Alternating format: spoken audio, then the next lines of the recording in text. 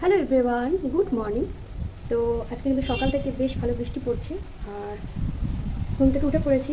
চা খাওয়া হয়ে গেছে, তো এখন দেখি কী রান্নাবান্না করা যায়। তো চলো, টাটা, দেখা হচ্ছে আবার পরে।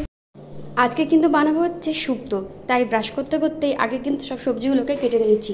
তো যেহেতু অনেক সকাল সকাল রান্না করতে হয়, ওই কারণে কিন্তু খুব তাড়াহুড়ো করে সকালে রান্নাটা আমাকে করে নিতে হয়। তো ভাবলাম যে আগে ঝটপট করে কিন্তু সবজিগুলো কেটে নিই। তো আজকে বানাবো হচ্ছে ডিমের ঝোল আর বানাবো হচ্ছে শুক্তো।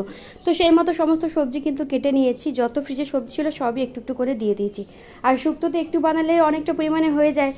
তো এইদিকে সব কিছু কাটাও হয়ে গেছে আর ভাতটাও এখানে বসিয়ে দিয়েছি, আর ডিম আলু কিন্তু সেদ্ধও হচ্ছে।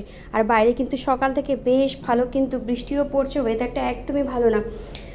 তো আমি এখানে চাটা খাওয়া সমস্ত হয়ে গেছে আর ফ্রেশ হয়ে নিয়েছি, আর রান্নাটাও কিন্তু এখানে চাপিয়ে দিয়েছি।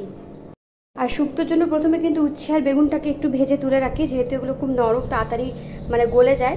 তো তার জন্য ওগুলোকে কিন্তু পরে আমি অ্যাড করব। তো তারপরে দেখলাম কিন্তু মুষলধারে বৃষ্টি শুরু হয়ে গেছে। তো শুক্তোটা ওদিকে হতে থাকে, এদিকে কিন্তু ডিমের ঝোলটার জন্য আমি ডিমটাও ভেজে নিচ্ছি। আর তারপর কিন্তু মশলাটাকেও ভালোভাবে কষিয়ে নিয়েছি। তো এই ডিমের ঝোলটাও এখানে আমার প্রায় রেডি হয়ে গেছে, আর এদিকে কিন্তু শুক্তোটাও হয়ে গেছে। শুক্তোতে একটু সর্ষে পোস্ত বাটা দিয়েছি আর অল্প একটু কিন্তু দুধও দিয়েছি, আর ভাজা মশলা দেবো একটু নামাবার আগে। তো এখানে রান্না মোটামুটি কমপ্লিট হয়ে গেছে। আর ব্রেকফাস্টের জন্য আজকে একটু আলু আর বরবটি আর পেঁয়াজ আর টমেটো দিয়ে একটা তরকারি বানাবো, তার সাথে বানাবো হচ্ছে রুটি।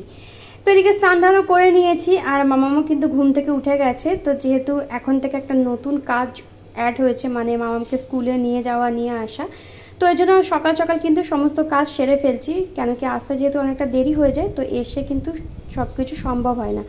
তো মামামেরও খাবার এখানে হয়ে গেছে আর সব রান্না টান্না করেই যাব। আর এদিকে হচ্ছে ব্রেকফাস্টের জন্য তরকারিটাও হয়ে গেছে, রুটিটা করলে কিন্তু খেয়ে নেব। রেডি হয়ে বেরিয়ে পড়েছি। তো আমার বাবা ওদিক থেকে অফিস চলে যাবে আর আমি কিন্তু মেয়েকে নিয়ে চলে যাব। স্কুল এখানে হয়ে গেছে, তো কিছু অ্যাক্টিভিটি ছিল ওদের, অ্যাকচুয়ালি হাইট এসব মাপ ছিল।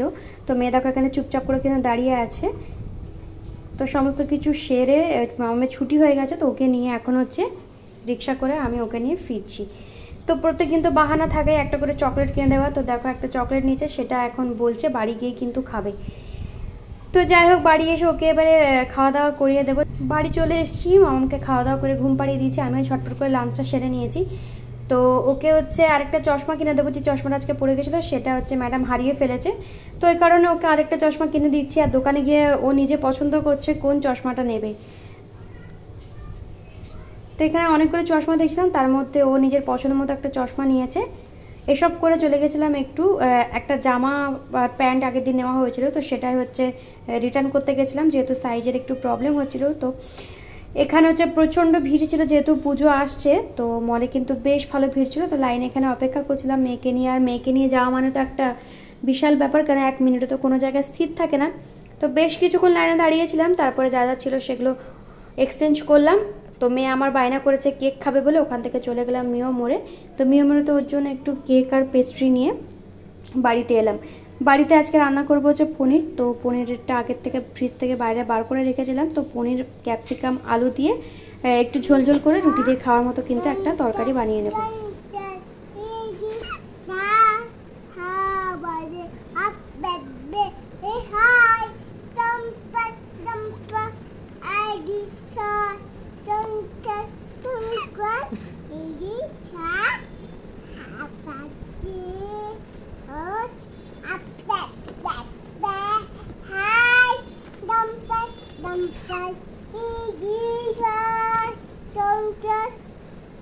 খাওয়া দাওয়া হয়ে গেছে, এবারে হচ্ছে ঘুমিয়ে যাবো, অনেকটা রাত হয়ে গেছে। তো আজকের ব্লগটা এইটুকুই রাখছি। ব্লগে কিছু ভালো লেগে থাকলে লাইক, কমেন্ট, শেয়ার করে সঙ্গে থেকো। দেখা হচ্ছে কালকে নতুন একটা ভিডিওতে। ততক্ষণ সবাই ভালো থেকো, টাটা।